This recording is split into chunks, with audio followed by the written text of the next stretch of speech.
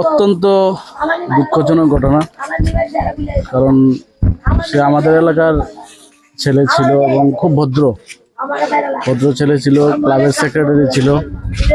তো ছোটবেলা থেকে তাকে দেখেছি, এই এলাকাতেই বড়, আমাদের সামনে বড় হয়েছে।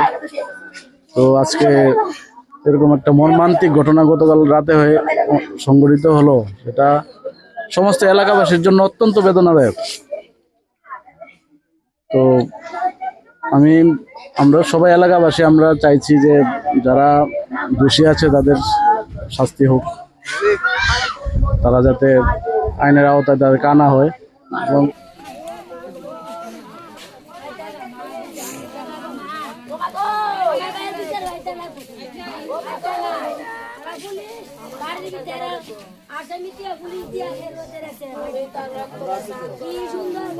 যাবজ্জীবন জেল পাই, আমি যাবজ্জীবন জেল আনলে তার রক্ত দিয়ে আমি স্নান করা, আমার পুত্রে স্নান করা নেই কেন আমার পুত্রে